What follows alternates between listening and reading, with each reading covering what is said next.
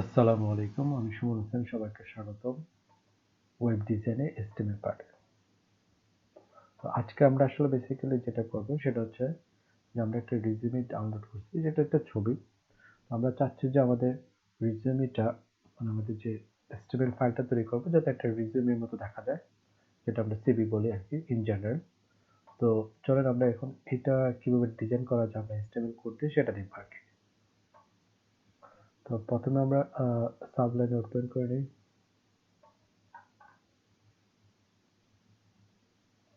তো এখানে যেহেতু সাবলাইন ওপেন হয়ে গেল, আমরা প্রথমে কি করব, এটাকে আগে এসটিএমএল নামে সেভ করে নেব।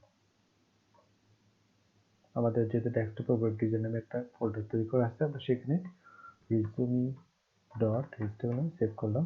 আমরা জাস্ট এসটিএমএল লিখবো, লিখে এন্টার দেবো। মাই রিজুমি টাইটেলে দিয়ে দেবো মাই রিজুমি, যেগুলো আমরা প্রত্যেক ক্লাসে আলোচনা করছি। তো এখন এখানে যে জিনিসটা করতে হবে, এখানে একটা ভিউটা দেখেন। প্রথমে নামটা হচ্ছে বড় হাতে, তারপর হচ্ছে ছোট, তারপর তার অ্যাড্রেস, তারপর ফোন, ইমেল, তারপর হচ্ছে একটা ডিসক্রিপশন বা অবজেক্টিভ যেটা বলতে পারেন, তারপর হচ্ছে এই জিনিসগুলো আসতেছে। তো চলুন আমরা শুরু করি। তো এখান থেকে যদি আমরা একটা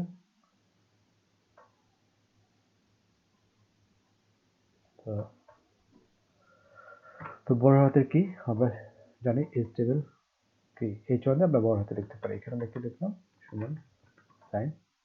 তারপর হচ্ছে ওখানে দেখেন যে লেখাটা আছে সেটাকে আমরা যদি বোল্ড ধরে নিই, বোল্ড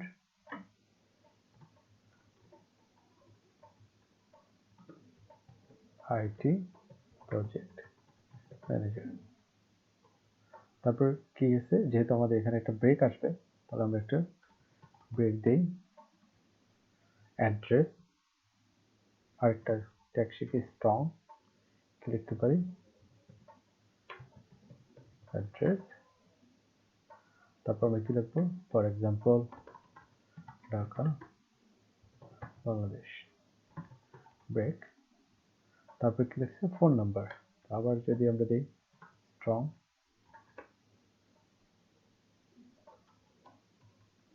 ফোন, তারপর দিয়ে দিলাম যে কোনো একটা ফোন নাম্বার, ব্রেক, স্ট্রং, তারপর ইমেল, তারপর হচ্ছে আমরা একটা ইমেল অ্যাড্রেস দিয়ে দিই, info@3d। ওকে, আচ্ছা। তারপর একটা কিছু ডিটেলস লিখছে, আমরা একটা জানি এটা একটা প্যারাগ্রাফের মতো আছে, তো আমরা এটা কি দেবো, প্যারাগ্রাফ। ওকে, তো প্যারাগ্রাফের ভিতরে কি লিখতে পারি, অ্যালাইন, জাস্টিফাই। জাস্টিফাই মানে হচ্ছে এখানে আমি সামথিং কিছু লিখে দিলাম, একটু কপি করে নিই,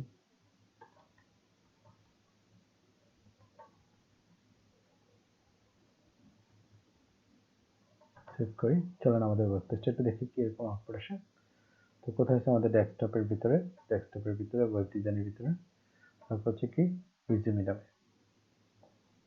তো দেখেন আমার মোটামুটি যে লুকিংটা আছে সেই লুকিংটা চলে আসতে হবে। তো এখানে দেখেন একটু আমি যদি আরেকটা ব্রেক দিতে চাই, আমি চাচ্ছি যে এখানে একটু ব্রেক হোক, অ্যাড্রেসের পর একটা ব্রেক, রিফ্রেশ করি, চলে আসলো লুকিংটা মোটামুটি এরকম। তারপর আবার একটু দেখে নিই কিরকম আছে। তারপর লেখা আছে এক্সপিরিয়েন্স, আমরা একটু এক্সপিরিয়েন্স নেই। তো এখানে আমরা কি নিতে পারি, আর একটা হেডার নিতে পারি, হেডার H3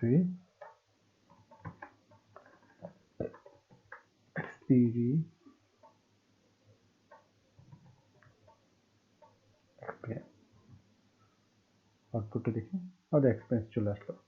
আচ্ছা, এখানে একটা জিনিস দেখেন, সেটা হচ্ছে খুব ইম্পর্টেন্ট। এটাকে আমরা যদি কিভাবে কনসিডার করতে পারি, এটাকে আমরা একটা টেবিল আকারে কনসিডার করতে পারি। এটা হচ্ছে টেবিল একটা কলাম, এটা একটা কলাম, তাহলে কয়টা রো আছে, দুইটা রো, দুইটা কলাম। তো আমরা যদি একটা টেবিল ডিক্লেয়ার করি,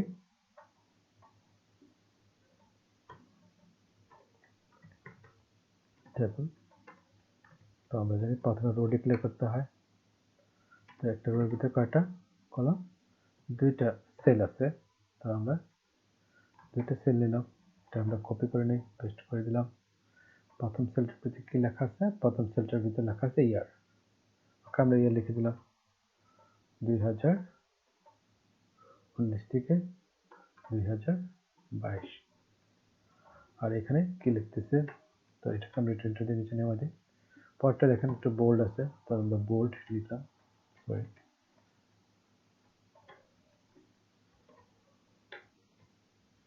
এটা হচ্ছে সিনিয়র প্রজেক্ট ম্যানেজার, সংক্ষেপে লিখতেছে যাতে দ্রুত হয়। তারপর কি লিখছে? তার কিছু এক্সপিরিয়েন্স লিখছে। কি আকারে লিখছে দেখেন, এটাকে হচ্ছে বোল্ড বোল্ড আকারে। তো এটাকে কি বলা হয়? আনঅর্ডার লিস্ট, যেটা আমরা আগের ক্লাসে শেখা হয়েছিল। তো আমরা এখানে কি লিখবো? 12 আনঅর্ডার লিস্ট। এটার ভিতরে কি থাকবে? লিস্ট। এখানে হচ্ছে কি জব অ্যাক্টিভিটি ছিল আমার, সেই জিনিসগুলো আমি লিখতেছি। ফর এক্সাম্পল ABCD একটা জব এক্সপিরিয়েন্স। তারপর আমি এটা কপি করে দেই। এই হচ্ছে অবস্থা। তো আমরা একটু দেখি। দেখেন, এখন একটা জিনিস দেখেন, এইটা নিচে লেখা আছে, আমাদের সিভির ভিতরে কোথায় আছে? এটা উপরে লেখা আছে। তো এক্ষেত্রে আমরা কি করতে পারি? আমরা যে টেবিলের ক্ষেত্রে কি শিখলাম? অ্যালাইন। এটা কি অ্যালাইন? Vertical align. তাহলে আমরা কি লিখবো? Vertical align top. চলে আসলো। তারপর দেখেন, এটা একটু স্পেস দরকার আমার। আমরা এটাকে কি করতে পারি? আমরা এখানে উইথ ডিক্লেয়ার করে দিতে পারি, উইথ 150। ফিট করি, তাহলে দেখেন আমার এটা লুকিংটা এরকম চলে আসলো। সেকেন্ডটা ঠিক একই রকম। তো আমরা এটা কি করবো? জাস্ট সিম্পল এখান থেকে দৌড়ে এই রোটাকে দৌড়ে কপি করব, পেস্ট করব। তারপর আমাদের এখানে লেখাগুলো হয়তো চেঞ্জ করে দিতে পারি। 2017 থেকে 2019 পর্যন্ত শুধু প্রজেক্ট ম্যানেজার হিসেবে কাজ করা হয়েছিল। পেস্ট করি, দেখেন চলে আসলো। ওকে, তারপরে এইভাবে করে করে কি হইতেছে? এডুকেশন আসতেছে, স্কিল আসতেছে, সফটওয়্যার আসতেছে। তো আমরা এইভাবে কি করতে পারি? আর এখানে দেখেন, এটাকে যদি আমরা আনঅর্ডার লিস্ট না রেখে আরেকটা কি করতে পারি? অর্ডার লিস্ট করতে পারি। ওয়ার সেভ করে নাম, দেখেন চলে আসলো। তারপর কি আসতেছে? তারপর আসতেছে আমার এডুকেশন, স্কিল, সফটওয়্যার। তো আমি এগুলো কি করতে পারি? এখান থেকে আমার যেহেতু এইটাকে আমরা কপি করে নিই, একই স্টাইলে থাকবে। তো আমরা টেবিলটা শেষ করছি। এখানে দেখলাম কি তিনটা জিনিস, একটা হচ্ছে কি এডুকেশন, তারপরে কি বলা হচ্ছে স্কিল, আর হচ্ছে কি কি সফটওয়্যার ইউজ করা হয়েছে। স্কিল, সফটওয়্যার, সেভ করে রিফ্রেশ করে আমার স্কিল, এডুকেশন সব চলে আসলো। তো এখান ক্ষেত্রে আমরা কি করবো? ওই যে সেম ফরম্যাট, একই জিনিস, এটার মতোই। তো আমরা কি করতে পারি? আমরা এই জিনিসটাকে কপি করে নিয়ে আসতে পারি।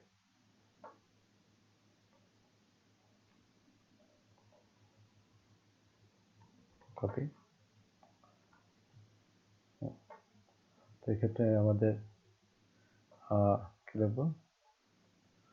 2010 থেকে 2012 একটা এডুকেশন ছিল, আর এটা হচ্ছে 2006 থেকে 2010 বা 2009 একটা এডুকেশন ছিল।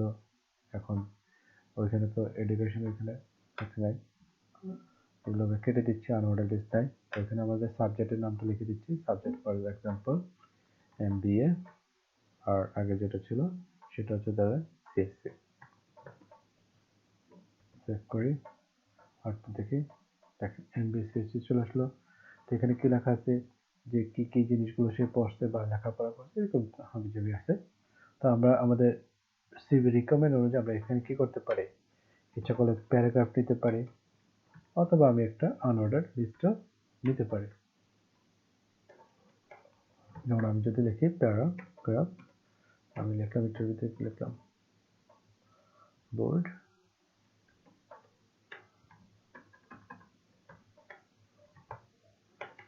মেজর ইন HRM, এই জিনিসটা কপি করে নিই,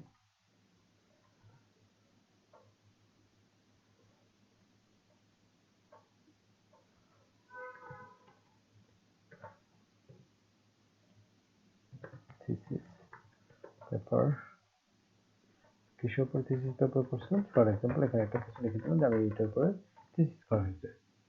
ওকে, তো দেখেন এখানে চলে আসলো যে আমার এই এটা লুকিংটা একটু অড লাগতেছে, তো আমরা এটাকে কি করতে পারি, একটু বোল্ড না করে দিয়ে আমরা এটাকে বোল্ডটা উঠা দিই।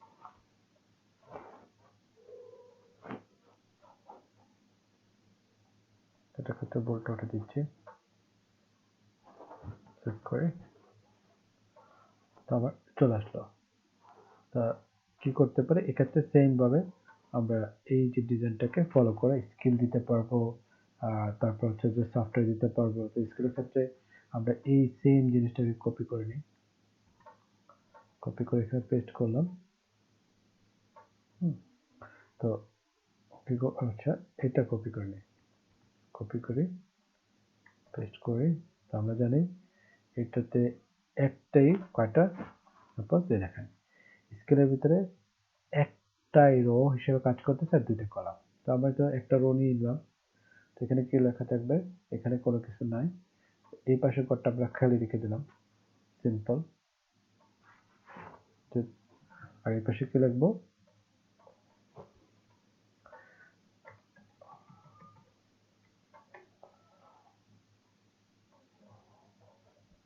আমরা লিখতে পারি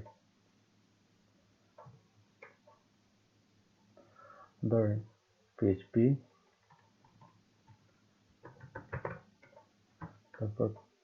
তারপর ধরেন আপনার ASP ডট নেট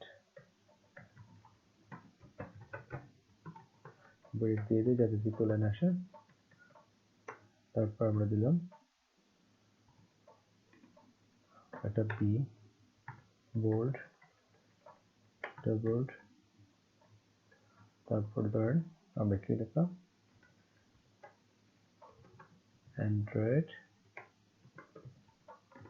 অ্যাপস ডেভেলপমেন্টের কি কি অভিজ্ঞতা আছে, কি কি কাজ করছি, এই জিনিসগুলো আমি লিখে করি। তো দেখেন আমার জিনিসগুলো চলে আসতেছে। ঠিক সফটওয়্যার ক্ষেত্রে আমরা জাস্ট কিছুই করলাম না, এখানে একটা প্যারাগ্রাফ নিয়ে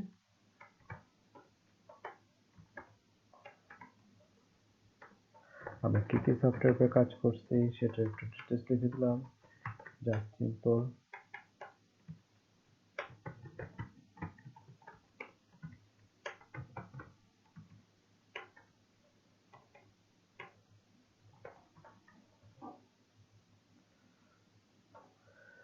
এই হচ্ছে আমাদের মোটামুটি আমাদের একটা সিভি ফরম্যাটে নিয়ে আসা। এখন ফ্যাক্টর হচ্ছে যে এই যে ছবির মধ্যে যে কালারগুলো আছে, লুকআপটিভ যে ব্যাপারটা আছে, এইটা কিন্তু আমরা এখানে আনিনি, কারণ হচ্ছে আমরা এখনো সিএসএস এর কাজ শুরু করিনি।